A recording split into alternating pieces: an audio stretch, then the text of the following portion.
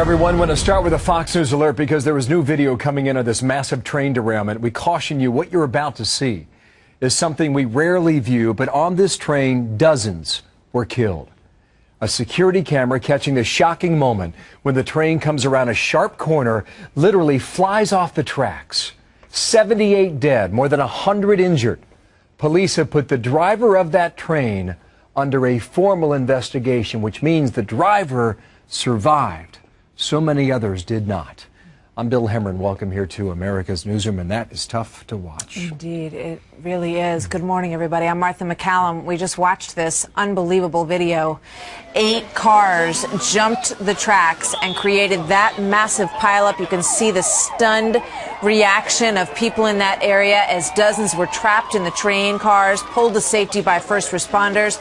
And now come the questions.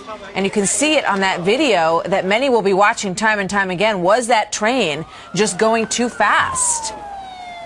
Amy Kellogg joins us live now from London. Amy, good morning to you. What do we know about what happened here? Martha, we do know that some Americans are among the injured. Now, this is according to the U.S. Embassy in Madrid, Spain.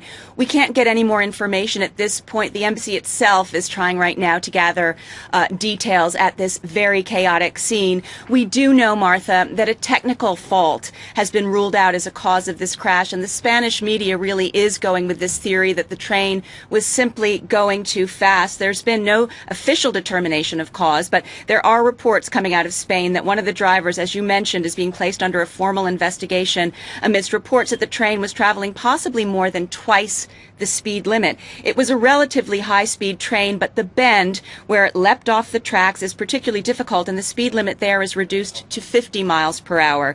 You can see where the train just lifts off the tracks, and then the rest of the cars go off on their own at high speed.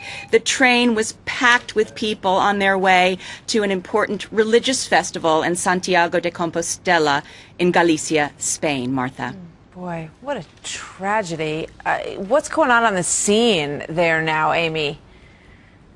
Well, Martha, as you mentioned, there were 8 cars that went off on their own, and some of those piled up on top of each other. So you can imagine that just adds to the complication of trying to pull out the bodies and the injured. The accident happened along an embankment, which also has made it very hard to access the site.